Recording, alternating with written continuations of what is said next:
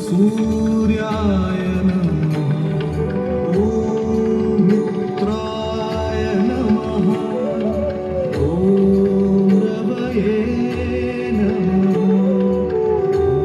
ॐ भानवे नमः, ॐ खगाय नमः, ॐ पूष्णे नमः, ॐ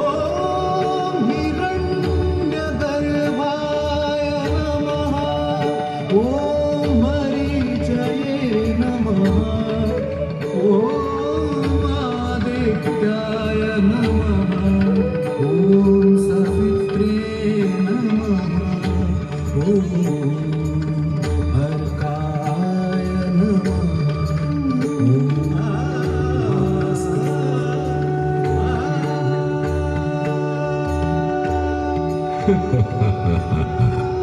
अगर आगे चले तो शायद कभी न थकने वाले सूर्य के सहस्र नाम सुनते सुनते आप थक जाएंगे।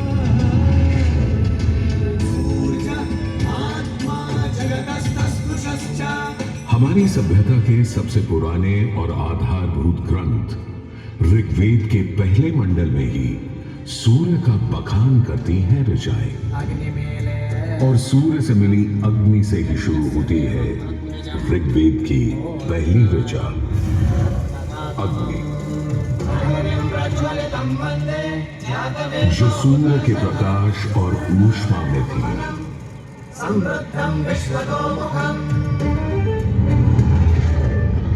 अग्नि जो दावानल और ज्वालामुखी में प्रलयंकारी विध्वंसक के रूप में विद्यमान थी। अग्नि जो चौखट पर पहरेदार तथा चूल्हे में एक मित्र के रूप में भी मौजूद थी।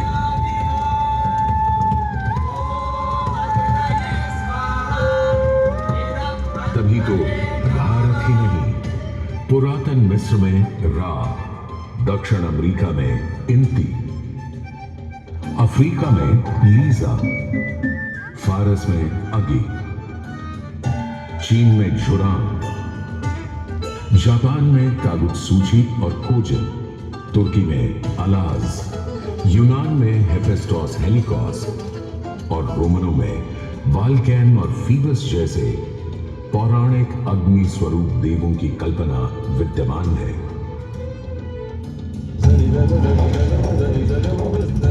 भारत में मान्यता है सूर्य ऋषि कश्यप और अदिति का पुत्र है। कहते हैं जब सूर्य की शादी विश्वकर्मा की पुत्री संजना से हुई तो संजना उसकी चमक से इतनी परेशान हो गई कि पिता विश्वकर्मा को छाया का निर्माण करना पड़ा, और तभी से चल रहा है सूरज की रोशनी के साथ धूप छांव का खेल। उन्होंने सूर्य के कुछ टुकड़े काटकर उसी से काट दिए थे भगवान विष्णु का चक्र, शिव का त्रिशूल,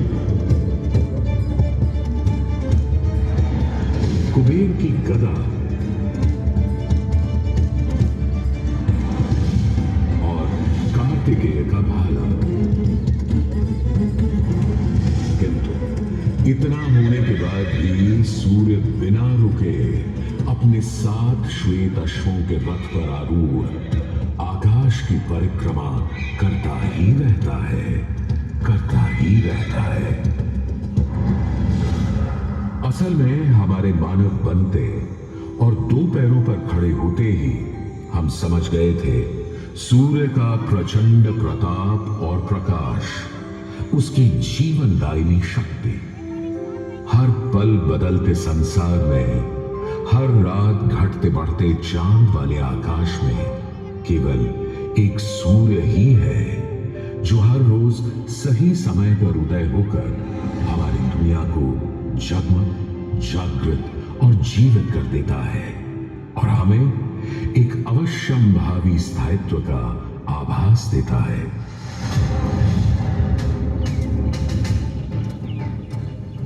सूर्य से ही तो हमारी फसलें, फल, पक हमें भोजन देते हैं। सूर्य से ही तो हमें बादल और बारिश मिलती है और सर्दियों में सूर्य जरा रूठा तो जीना दुर्भर हो जाता है। पेड़ों के पत्ते झड़ जाते हैं, वन्य जीवन गुप्त होकर लुप्त हो जाता है और पूरी दुनिया बेरंग सफेद हो जाती है।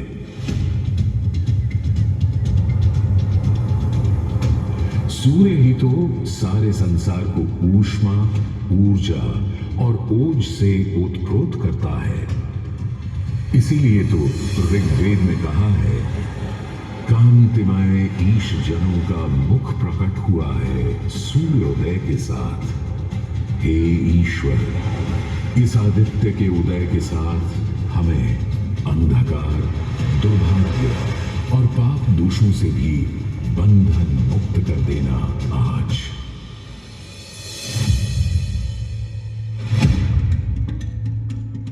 और अगर ग्रहण के समय सूर्य कुछ क्षणों को लुप्त हो जाए तो सारे संसार में हाहाकार मच जाता है।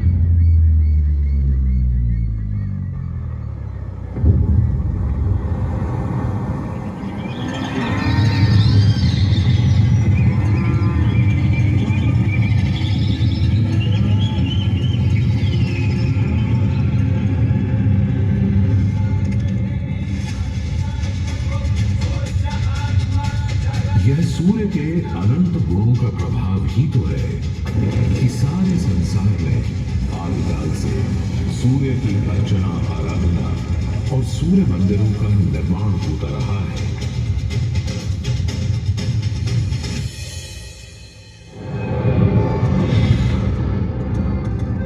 दक्षिण अमेरिका के इंका काल के सूर्य उपासना स्तूप, मिस्र के रामसेस मंदिर परिसर में स्थित सूर्य मंदिर, रोम और यूनान, चीन और जापान, मेसोपोटामिया और ईरान के सूर्य मंदिर और भी दुनिया भर में न जाने कितनी सभ्यताओं ने अपनी अपनी तरह की सूर्य उपासना और मंदिर परिसर देखे हैं।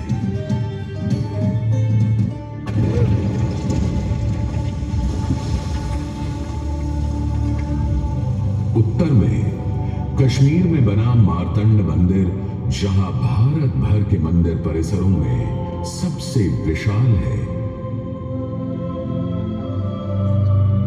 तो पूर्व में ओडिशा का कोणार्क मंदिर सबसे वैभवशाली, पूर्वोत्तर में असम और मणिपुर के सुंदर सूर्य मंदिर देखते बनते हैं, तो दक्षिण में तमिलनाडु, केरल, कर्नाटक आदि के सूर्य मंडप अपनी अलग छटा रखते हैं। उधर उत्तराखंड, उत्तर प्रदेश, बिहार, मध्य प्रदेश, हरियाणा और हिमाचल में भी सूर्य मंदिरों की हार माला सी बनी है।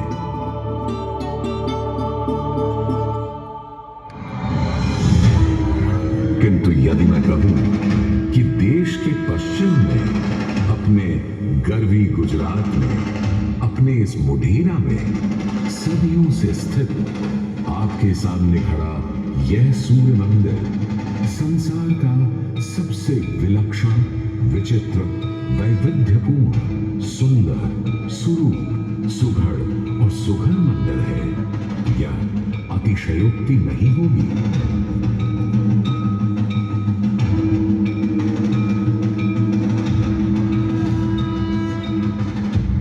11वीं सदी में चालुक्य घराने के सूर्यवंशी सोलंकी सम्राट भीमदेव प्रथम ने तो यहां एक चमत्कार ही कर दिखाया। सम्राट भीमदेव प्रथम एक बड़े वीर और प्रतापी राजा थे।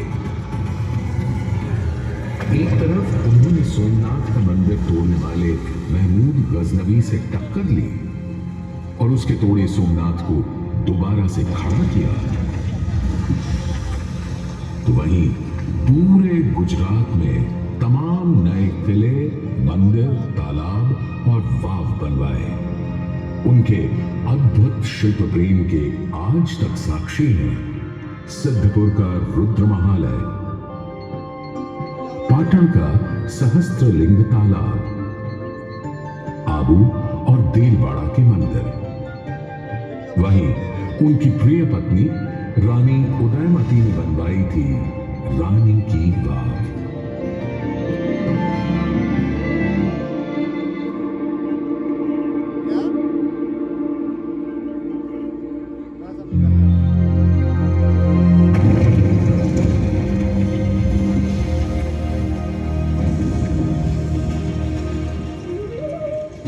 किंतु इन सारे स्थापत्य और शिल्प के नमूनों से कहीं ऊपर था राजा भीमदेव का पुष्पावती नदी के किनारे सन 1026-27 में करवाया इस सूर्य मंदिर का निर्माण।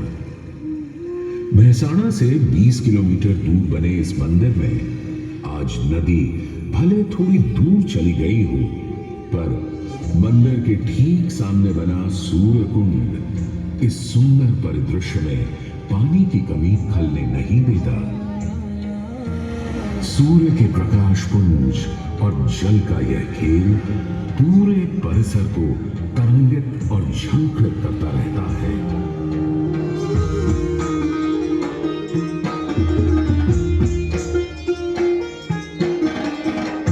मंदिर के ठीक सामने बने विशाल कुंड में 108 छोटे बड़े मंदिर और उनमें रखी विविध देवी देवताओं की मूर्तियां इस मंदिर को एक अलग खास चरित्र दे देते हैं।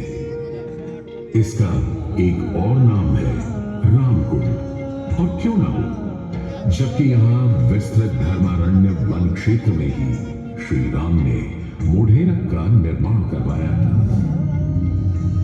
इस कुंड के पानी में मंदिर इस तरह प्रतिबिंबित होता है कि लगता है मानो अग्नि और जल घुल मिलकर कोई खेल खेल रहे हैं।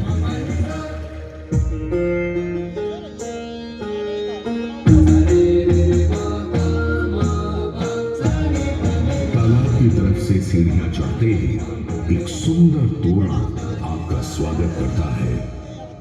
तोरण से होते हुए जैसे ही आप मंदिर के पास पहुंचते हैं, एक नया संसार सामने आ खड़ा होता है।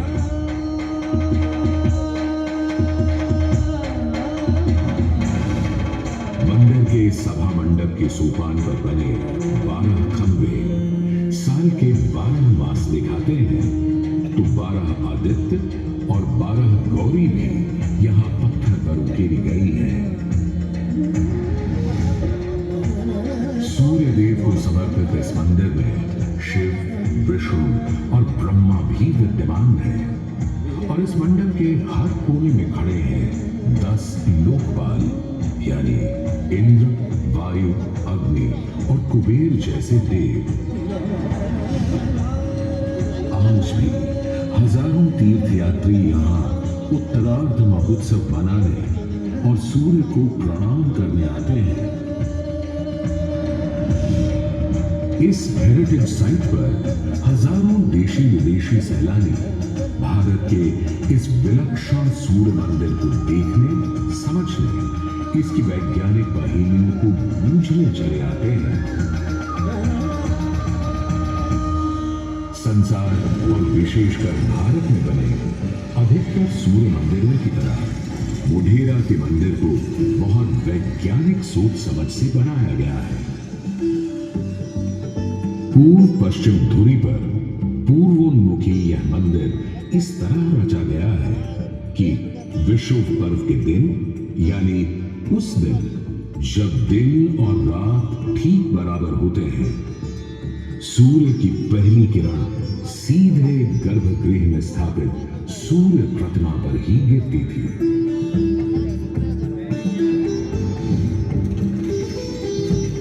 आज हमने सूर्य की कृपा को एक अलग तरह से भी बटोरना, सहेजना और संभालना शुरू कर दिया है, सोलर पावर या सौर ऊर्जा के रूप में। आज जब हमें अपनी धरती और पर्यावरण को खनन और प्रदूषण से बचाना है, तो ऐसे में भी सूर्य देवता ही तो हमारे सबसे बड़े मित्र बनकर सामने प्रकट हुए हैं। यहां बैठकर जो शो आप देख रहे हैं, वो भी दिन में इकट्ठी की गई सौर ऊर्जा से ही चल रहा है। और क्यों न हो, जब हमारा भारत प्रधानमंत्री आदरणीय नरेंद्र मोदी जी के प्रोत्साहन और नीतियों से दुनिया का चौथा सबसे बड़ा सौर ऊर्जा बनाने वाला राष्ट्र बन गया है।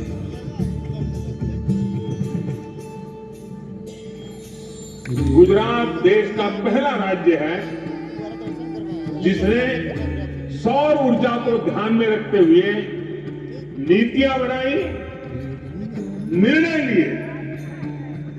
हमने नहरों तक पर सोलर पैनल लगा दिए और जिसकी चर्चा विदेशों में तक में हुई। आज भारत रिन्यूएबल एनर्जी के उत्पादन के मामले में